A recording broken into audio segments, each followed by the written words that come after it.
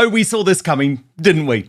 Just as Tom Bower confirms what I have been reporting for months, that there are serious strains within the marriage of Meghan Markle and Prince Harry, who is a miserable prisoner in the Montecito mansion, she releases a video showing him, of course, praising her flower arranging, calling her babe, and even making it clear that her favourite child, Lily, has red hair. Watch this.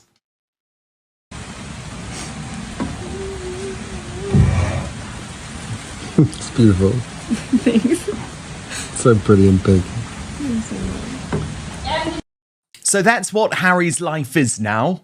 A performing monkey who is there to back up his wife's failing business, which, remember, Netflix wants nothing to do with it. I mean, the chickens are cute. And of course, obligatory Lily moment comes there. Then we saw that Meghan is getting going with a new book. A new book. Look at this. They Blossom Because of You by Jessica Ehrlich. Very surprised, by the way, that she's selling bookmarks, given the state of that tome. And of course, this comes as the Tom Bower revelations continue to drop. And as Meghan Markle's Australian embarrassment just gets worse. Now, she is now asking what else could come out and is horrified and losing sleep as this dastardly money-making trip down under is rocked by a new email leak revealing top-secret information about her upcoming appearance at a Sydney retreat. And this whole thing is mired in total controversy because, you know, Jackie O, the very famous Australian DJ, is having nothing to do with it. It's all being left to her business partner, Gemma, the co-host of the podcast. And it now turns out that her business has just gone bust, owing 788,000 Australian dollars. So this isn't about the community that they keep on talking about. This is about the money.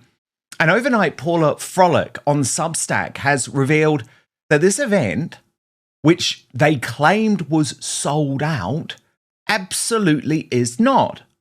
Because one of her friends registered for tickets on Sunday and within hours received an email. And the email is mortifying. So here's what Paula Frolic reported. She said, "My source reached out to share her entertaining experience.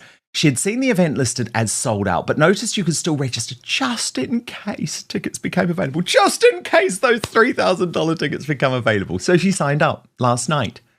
And this morning, she received an email offering her a ticket. And I do agree with Paula Frolic. It is a doozy. This is how the email reads. "Hi, lovely." Gosh, these people are so fake, aren't they? What cretins. "Hi, lovely. This is someone I've never met before. I wanted to introduce myself. I'm Alex from the Her Best Life team." By the way, anyone who runs a podcast called Her Best Life knows that she's living a dastardly, terrible, dodgy life, just like Meghan Markle is. "Thank you so much for your interest in the upcoming Her Best Life retreat. Gemma has been completely overwhelmed in the best way by the incredible response from our community. We have received thousands of applications." Really? If so, why are you sending this email? "Which has been so exciting. But it also meant we had to be very thoughtful about who we could offer places to. Because it's so important to Gemma that this weekend is filled with her Best Life community. I'm thrilled to let you know that we would absolutely love you to join us." Well, this is someone who isn't part of the Best Life community. They literally just emailed the night before. They went on, "We're keeping the retreat intentionally intimate, so only a very small number of invitations are being offered. To reserve your place, I just need a few bits of info. Could you please confirm the following? 1, our rooms are twin shared. Do you have a friend who has also registered and you would like to room with? If so, please let us know their name so we can pair you together. Which ticket option would you prefer?" And this is where I just feel sick. "The VIP ticket, 3,199 Australian dollars per person. The standard ticket, $2,699 per person. That means you don't get the group photo with the fake Duchess. Once we receive your reply confirming your ticket preference, we will send you a private booking link to secure your place. Due to extremely high demand for this event, yeah, right, payment will be required within 7 days to confirm your ticket. In other words, they need to make sure they've got the cash in the bank, because otherwise Markle ain't showing. As we had far more interest than available spots. You're lying. We know this is a lie. We kindly ask that you please don't share this invitation publicly or on social media for now. Whoops, while we finalise allocations and notify others who unfortunately won't be able to attend. For security reasons, full weekend details, timings and dress code will be shared 2 weeks before the retreat. However, a few key pieces of information below to help you with some of the finer details of what's included for the weekend. If you have any questions at all, please don't hesitate to ask. We're so excited and hopefully you'll be joining us. Alex and Gemma. As Paula Frolic went on, that's some lightning fast processing for an event that claims to have received thousands of applications. Either they've got the most efficient admin team in the Southern Hemisphere, or, and I'm just spitballing here, the event isn't quite as oversubscribed as they'd like you to believe. Not to mention the email wasn't even personalised. Despite having the registrant's full name, it was clearly a bulk send, the kind that goes out to hundreds of people, not a curated handpick invitation to an exclusive gathering. And here's my favourite part. The email specifically asked recipients not to make it public. Whoops, once again, what Meghan's team says isn't always reality. It's the Meghan Markle brand in a nutshell, isn't it? The packaging never quite matches what's inside. And ain't that the truth?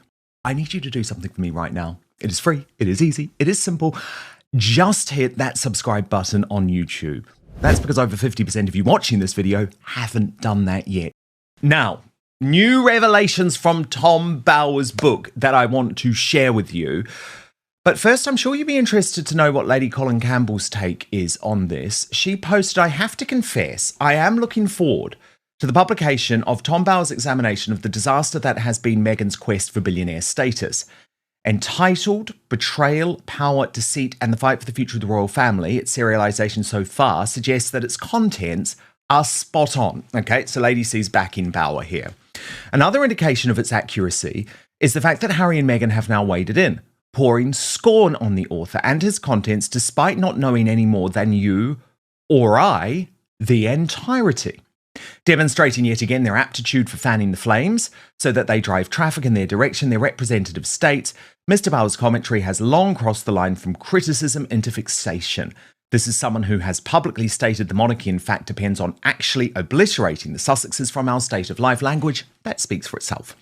He has made a career out of constructing ever more elaborate theories about people he does not know and has never met. Harry and Meghan had the benefit of fine educations. This is back to Lady C.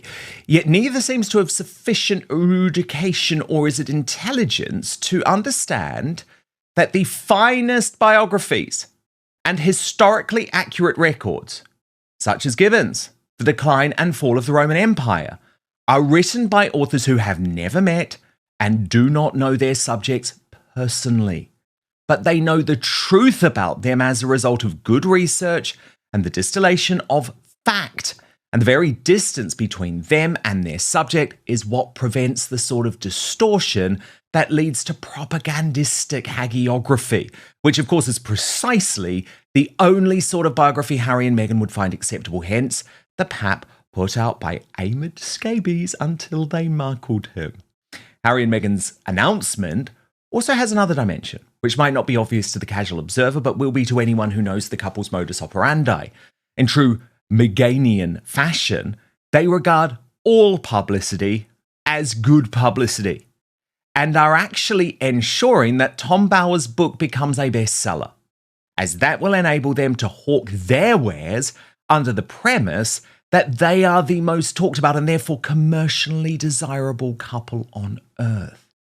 What she hasn't figured out yet, he has, she says, referring to Harry, this is Lady C, is that what's being said is important, and not all publicity is desirable. Until she learns that lesson, I fear their downward trajectory will continue apace. With it, however, is an upside for authors such as Tom Bower, when you have a subject who will actually collude with her critics and her lust for attention. It really adds a new dimension to win-win. at least insofar as book sales are concerned. Pity such commercial success doesn't extend to the sale of was never produce, but then there's a world of difference between attention and bucks. And that last word, bucks, is incredibly important because Tom Bower has revealed in Betrayal, at least the first part which has been serialized in the Times newspaper, that money is a massive factor in the collapse of the Harry and Meghan project. In fact, he asked the question, where has the money gone?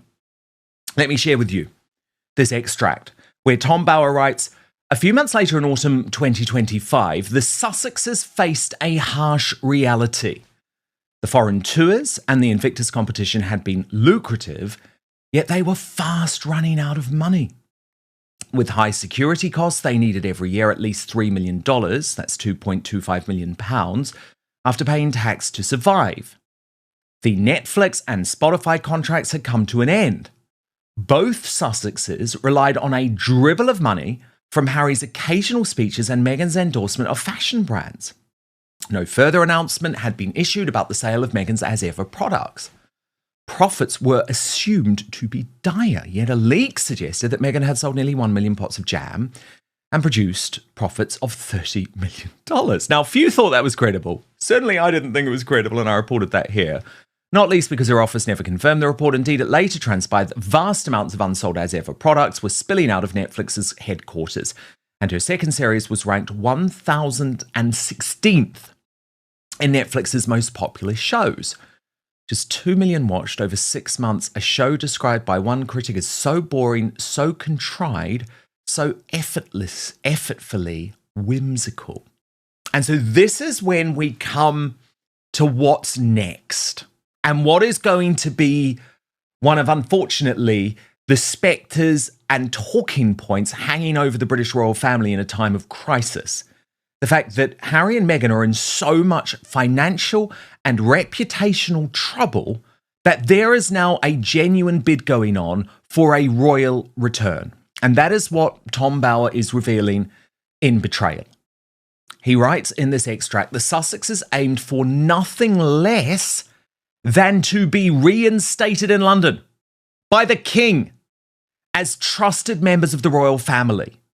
The vehicle for their triumphant return would be the Invictus Games, to be held in July 2027 in Birmingham. From the outset, Harry had plotted for the King to open the Games as the backdrop for Meghan, accompanied by their children, to dominate the media. But in choosing Birmingham, Bower goes on, Harry had unwittingly exposed himself to unexpected controversy. The toxic reality of a city in turmoil, mired in threats of protest. And this is the problem with Harry, right? He's not in the United Kingdom. He has no idea that we're in the midst of what is effectively an Islamist civil war, and Birmingham is ground zero of that fight.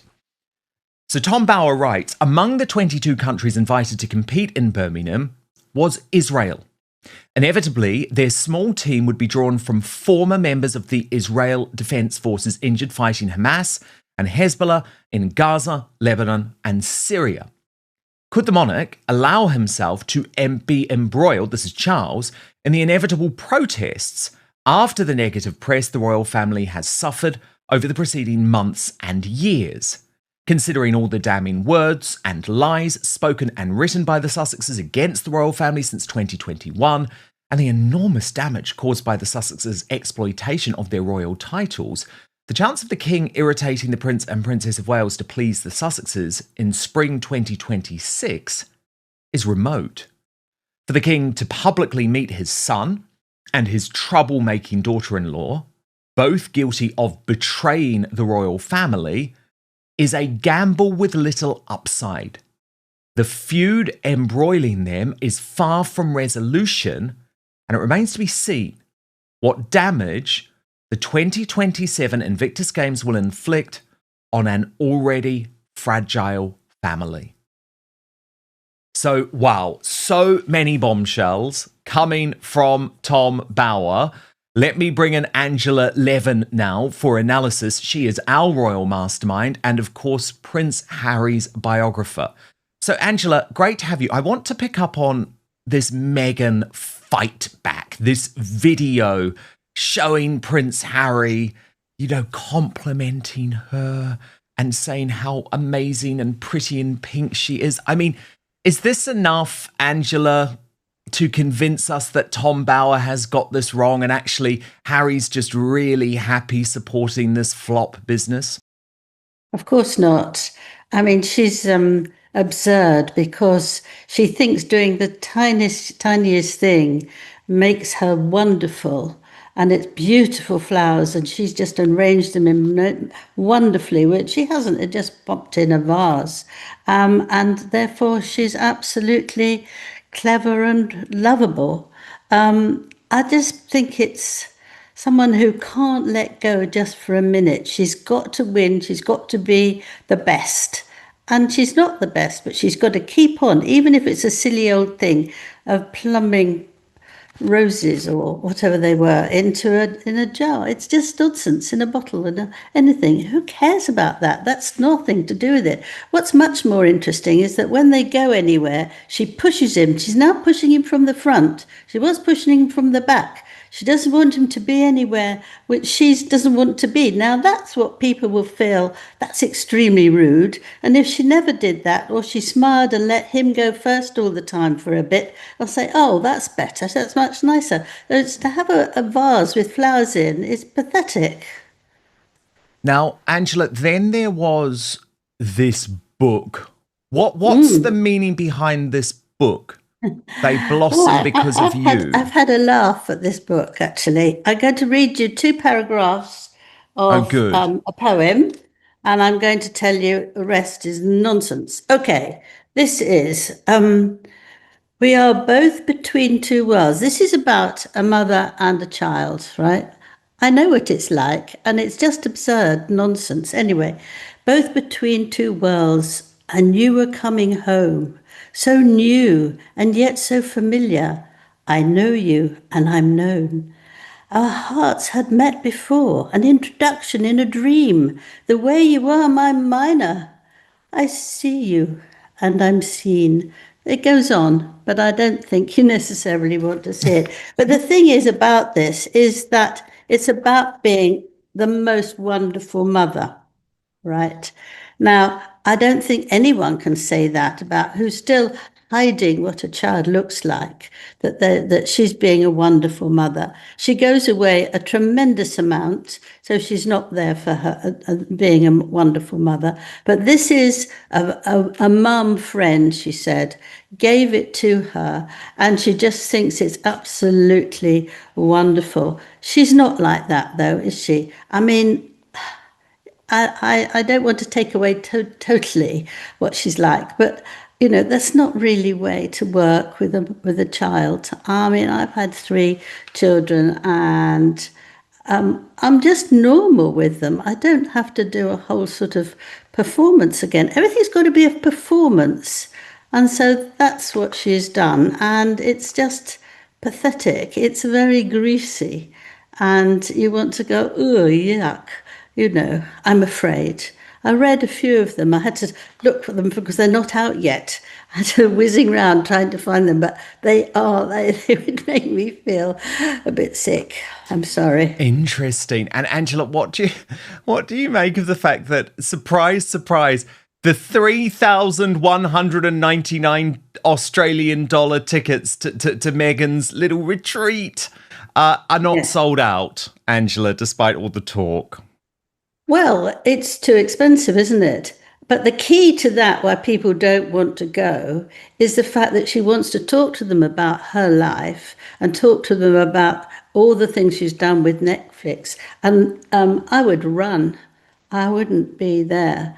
That's not actually talking about something that everyone can join in. It's not actually saying, what life is about. It's just about her. She's done that for all these podcasts. And that's why it didn't work with anybody she was with, because she would ask them to come and then she would talk nonstop about herself, because she thinks that we all just want to know about her. And that's the main thing. And it isn't at all. And this, I bet you, she will take copies of what these poems have said and pretend that they're her own, or just slightly alter them. It's a wonderful thing for her to do, because she can pretend she's making another book, because the one she did for children was absurd, about 2 lines The on Bench, a yeah, page. and another one of her total flops. But it definitely seems like she's trying to push, Angela. I'm picking up this idea that she's trying to push the parenting thing, something that doesn't come naturally to her. I'm suspicious. I think it's all about wanting to make money, because did you see this appearance last week at a children's hospital? Yes. And Tom Sykes actually wrote of this, that this was a photo op that sparks uneasy questions. And he said, when a beleaguered and divisive public figure appears in a setting which tugs strongly at the heartstrings, skeptics will always wonder about the motivations. Angela, did you wonder about the motivations of this? Well, I had an answer straight away. She just wants to be seen with a camera of a child. Can we see her children? No. How dare she do that? There she is, covering her face, so she's looking that even though this is a hospital, I could be ill, I want to smile at this child. A child doesn't respond positively to her. We've seen that compared to Catherine. It's just ridiculous. But you mustn't do that. You mustn't actually, a child who's ill, and then you go in there, I think she was there 17 minutes, and that's it. You know, she's not there to really sit there, have a little chat, read a story together. It's just that she can smile at the camera, and that's it. It's just appalling. I can't imagine any woman doing that to a child. So when she's talking about all her sentimental stuff in her next book she wants to read, it turns me right over. I can't bear it. What do you make of the revelations in Tom Bower's book, Angela? Well, I think I've read all the bits that have been taken out, the extracts, and they're good. You know, I don't always think he's good, but I think so far it's good, and he's got it right, and he can see right through them. And the thing is, he's not the least bit scared of them. They sort of say they're going to take him to, you know, police and all that, complain. And he just would say, you know, go on. He did the first one, and he's just, you know, quite hard that he's just not taking any notice of the second one. And they can't bear it, you see, because they say this is a disgusting book, and there's some words that they used about it. But actually, they didn't say, we're calling the police or we're going to charge you straight away. I mean, then you think there's something there, but he's not scared. He's done this for decades and is not the least bit. Sometimes I think he just makes up a little bit, but sometimes people do. But I think some of this stuff is really good. Angela, back home, King Charles has had a very busy 24 hours. I think he's looking very unwell, if I'm honest, but he is determined to get out there. So there he is in the past few hours with Vladimir Zelensky in that same room, Angela, because it's quite awkward. Look at that picture. Can you see? It looks like Zelensky has a parrot on his shoulder, but actually that's just the parrot in the room. But he also met with the Canadian Prime Minister, Mark Carney, there. That's a bit more of a controversial meeting, given Roy Anika posted a lot to discuss. Mark Carney, he's of course the Canadian Prime Minister, has described Andrew Mountbatten Windsor's conduct as deplorable and supports his removal from the line of succession. Then, of course, there's the matter of the King of Canada's scheduled US state visit, because, Angela, even some questions now politically about whether Charles should go to America. I think that's crazy. Of course he should go. I can't think that Trump would want him, because you're taking so much out of his day, Trump's day. I think he's got to be there. And if something awful happens, he's got to be there. You can't actually stop that and just have a nice time. You'll be thinking all the time, people will be coming in whispering to him what's going on. I mean, he's got to actually stay there because I think the war's got worse rather than better. And I think that he needs to concentrate what he's doing. And if everything works out in time, they'll have to find another one for His Majesty to go. And I think when you say about Charles not looking very well, I think anyone would feel so ill if they've got all this around them. It's very, very difficult. So it could be just disappointment and things like that, rather than actually the cancer. We don't know, of course, but what's going on for lots of people at the moment, and royals included, is just very, very difficult. And we're all very scared, I think. Indeed. I am, anyway. Indeed. It's a really difficult time, unprecedented, historic time for the British royal family. Angela, new heartbreak for Prince Harry. Now, he really never got over Chelsea Davy. We've got quite a lot of new information on this. So what we're going to do... Meghan Markle and Prince Harry are once again at the center of intense speculation, with new headlines claiming serious strains in their marriage and suggesting that Meghan is using Harry to push back against the rumors. But what is really going on behind these claims? The headline itself is loaded with emotional language, using phrases like serious strains and miserable Prince Harry to immediately create a sense of drama and urgency, even before any actual evidence is presented. At the center of the story is the idea that Meghan Markle is deliberately presenting Prince Harry in public appearances as a way to counter ongoing rumors about their relationship, but this claim is largely based on interpretation rather than confirmed facts. The video likely points to recent appearances by the couple, analyzing their behavior, expressions, and interactions as supposed proof of tension or strategy, even though such interpretations are highly subjective.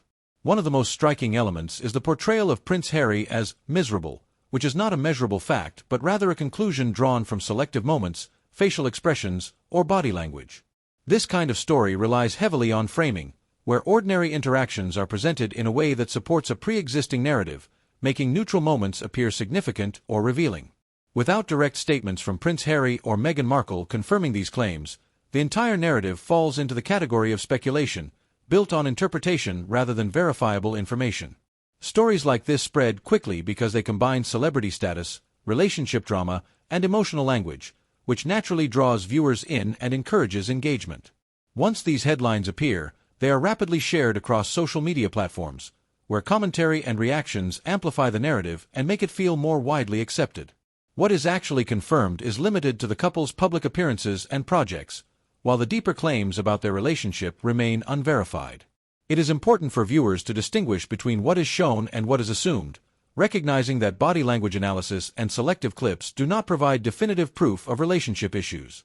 This type of coverage reflects a broader pattern in celebrity media, where ongoing narratives are maintained through repeated speculation, regardless of whether new evidence exists. As viewers, it is worth asking whether these headlines are revealing something real or simply reinforcing a storyline that keeps audiences engaged. So what do you think? Are these claims about Meghan Markle and Prince Harry based on reality, or are they just another example of tabloid storytelling designed to generate clicks? Share your thoughts in the comments, and don't forget to approach viral headlines with a critical eye.